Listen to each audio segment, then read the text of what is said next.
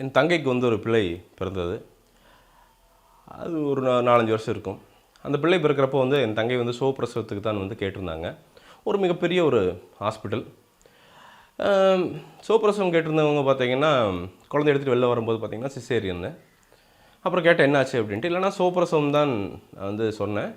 அதுக்கப்புறம் ஏதோ மயக்க மருந்து கொடுத்தாங்க. அப்புறம் பார்த்தா டக்குன்னு சிசேரியன். அப்புறம் டாக்டர் வந்தாங்க. வந்துட்டு என்னென்னு கேட்குறப்போ வந்து, இல்லைம்மா நீ வந்து வலியிலால் துடிக்கிற மாதிரி எங்களுக்கு தெரிஞ்சுது, அதங்காட்டிக்கு உடனே வந்து நாங்கள் வந்து உனக்கு வந்து சிசேரியன் பண்ணிட்டோம் அப்படின்னு வந்து சொல்ல. எங்களுக்கு என்னென்னா குழந்தை நல்லபடியாக பிறந்திருக்குது அப்படிங்கிறதுக்காண்டி வந்து இதெல்லாம் ஒரு பெரிய விஷயமா தெரில. ஏன்னா ஒரு மீறி போனால் வந்து 10-20,000 ரூபா ஜாஸ்தியாக இருக்கும் அப்படின்னு வச்சுக்கோங்களேன். அப்போது நம்ம தான் சொல்லி கொடுத்துருக்குறாங்களே, குழந்தை விஷயத்தில் காசு பார்க்கக்கூடாது அப்படின்ட்டு. ஒரு குழந்தை வந்து தெருவில் நடந்தாலும் சரி, ஒரு எங்கே பார்த்தாலும் சரி, நம்ம குழந்தைகளுக்கு கொடுக்குறதுல வந்து ஒரு மனிதர்களாக வந்து நாம் எதுவுமே வந்து பெரிய வந்து பாரபட்சம் பார்த்ததே இல்லை. இதை தான் வந்து டாக்டர்களும் பண்ணுவாங்க அப்படின்னு நாம் வந்து எதிர்பார்த்தோம். அதுக்கப்புறம் சில வருடங்களுக்கு அடுத்து ஒரு டாக்டர் நண்பருடன் வந்து சும்மா கேஷுவலாக பேசிகிட்டு இருந்தப்போ அவர் சிரிச்சிட்டே சொன்ன விஷயம் என்னென்னா, ஒரு சுகப்பிரசவத்துக்கும் சிசேரியனுக்கும் வந்து இருக்கிற வித்தியாசம் அப்படிங்கிறது வந்து 20,000 ரூபா. சுகப்பிரசவத்தில் பெரிய லாபம் வந்து ஆஸ்பத்திரிகளுக்கு கிடையாது. ஆனால் அதே சிசேரியனில் வந்து ஒரு 2 நாள் வச்சுருக்கணும், அது போக அந்த எக்யூப்மெண்ட்ஸு அது இதுன்ட்டு வந்து கொஞ்சம் லாபம் ஜாஸ்தி. ஸோ அதுக்காண்டி தான் வந்து நிறைய ஹாஸ்பிட்டல் வந்து சிசேரியனுக்கு தான் ஆப்ட் பண்ணுவாங்க, நீங்கள் சுகப்பிரசவமே சொன்னாலும் அப்படின்னு ஒரு பகீர் தகவலை சொன்னார்.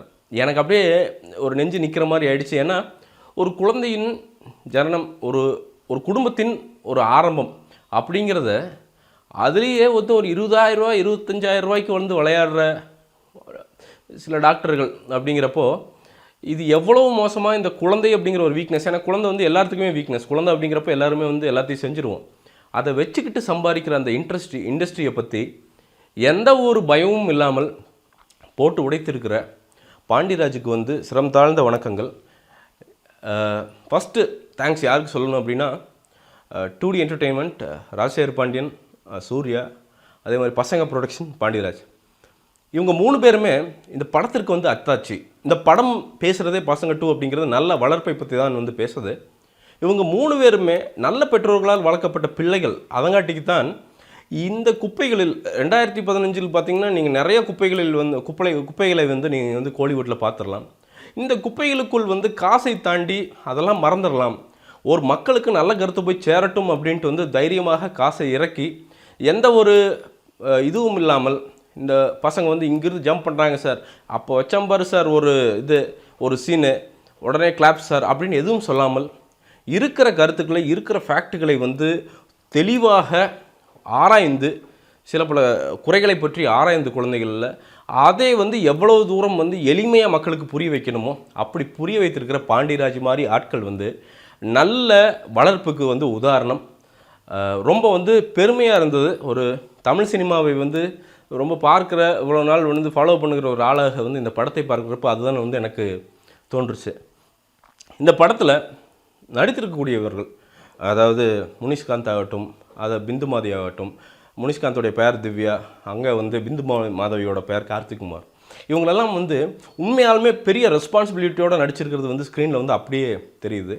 அதே மாதிரி அந்த சிறு பிள்ளைகள், அவங்களுக்கு வந்து நிச்சயமாக வந்து அந்த லீடு, அந்த பொண்ணுக்கும் சரி அந்த பையனுக்கும் சரி, அவங்க 2 பேர்த்துக்கு நேஷனல் அவார்டு கொடுத்தா தகும். ஏன்னா இந்த சிறு வயசில் வந்து அவங்க சொல்லுகிற பாண்டியராஜ் அப்படின்னு சொல்லுகிற ஒரு பெரிய கான்செப்டை உள்வாங்கி கொண்டு அதை வந்து தத்ரூபமாக எந்த ஒரு மின்சிக்கும் இல்லாமல் நடித்து தந்திருக்கிற அந்த குழந்தைகள் வந்து நிச்சயமாக வந்து நாளைக்கு வந்து பெரிய ஆட்களாக வருவாங்க சமுதாயத்தில் அப்படிங்கிறது வந்து எனக்கு எந்த சந்தேகமே இல்லை.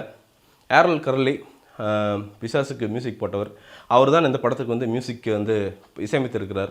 ரொம்ப பொறுப்பான ஒரு இசையமைப்பு, ரொம்ப எந்த காதுகளை வந்து இறைச்சலை ஏற்படுத்தாத ரொம்ப எளிமையான ஒரு இசையமைப்பு.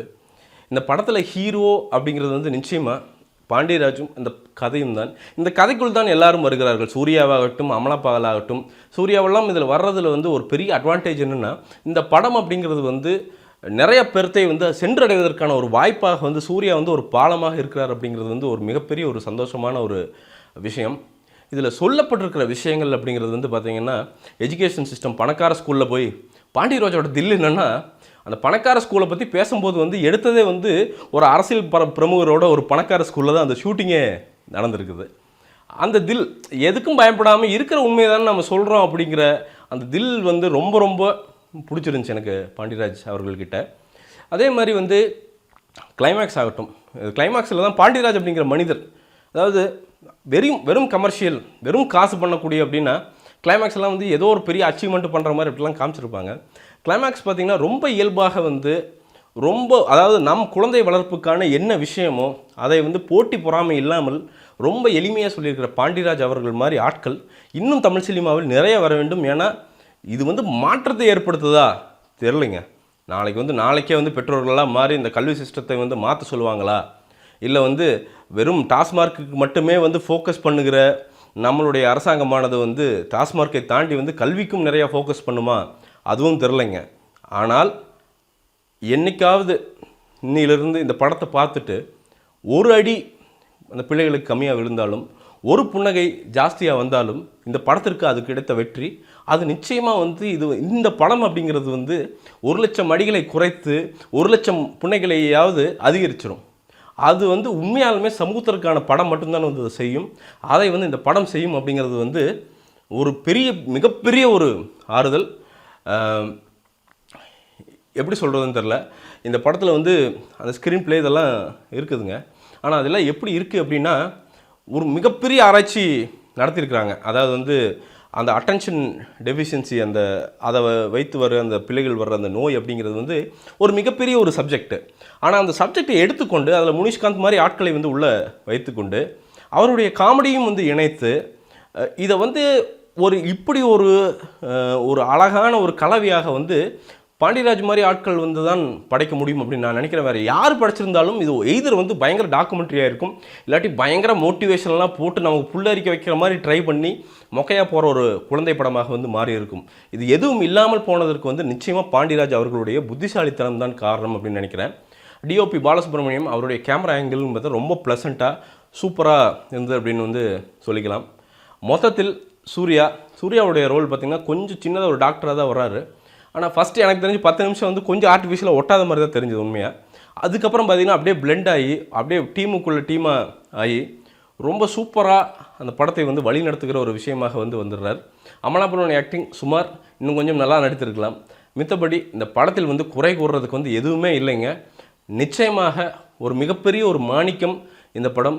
ஒவ்வொரு பெற்றோரும் தன் பிள்ளைகளோட போய் எந்த ஒரு இதுவும் இல்லாமல் தயவுசெய்து போய் பாருங்கள். உங்களுக்கான விஷயங்கள், அதாவது குழந்தை பிறக்கிறப்போ 3 மாதத்துலேருந்தே வந்து அதற்கு வந்து சென்சிபிலிட்டிஸ் எல்லாம் ஜாஸ்தி ஆரம்பிச்சிருது, இப்படி தான் வந்து இருக்குது அப்படிங்கிற அந்த ஃபேக்ட்ஸ் கன்வே பண்ணுறதாகட்டும், அந்த மாதிரி ஃபேக்ட்ஸ் வந்து ஒரு 100 to 200 ஃபேக்ட்ஸை உள்ளே கன்வே பண்ணியிருக்காங்க நமக்கு தெரியாமலேயே. அதுலேருந்து குழந்தை வளர்ப்புலேருந்து எல்லாமே வந்து எதையுமே வந்து உங்களை புஷ் பண்ணாமல் இருக்கிற உண்மைகளை கொஞ்சம் மாற்றி நமக்கு தேவையான ஒரு சமூக மாற்றத்தை வரவழைக்கிறதுக்கான ஒரு ஆரம்பத்தை வந்து இது விதைத்து விட்டு போயிருக்கிறது இந்த படம். இந்த படத்தை சப்போர்ட் பண்ணுகிறது தமிழக பெற்றோராக, தமிழக பிள்ளைகளாக நம்மளுடைய கடமை அப்படிங்கிறத நான் சொல்லிக்க விரும்புகிறேன். இந்த படத்திற்கு என்னுடைய மார்க் அப்படிங்கிறது வந்து நிச்சயமாக 5க்கு 4 தருவேன். தயவுசெய்து போய் தேட்டரில் பாருங்கள், நிச்சயமாக அப்ரிஷியேட் பண்ணுவீங்க அப்படிங்கிறது வந்து என்னுடைய தாழ்மையான கருத்து. மீண்டும் ஒரு விமர்சனம், முன்னோட்டம் இல்லாட்டி வீடியோவுடன் கூடிய விரைவில் உங்களை சந்திக்கிறேன். அதுவரை நன்றி, வணக்கம்.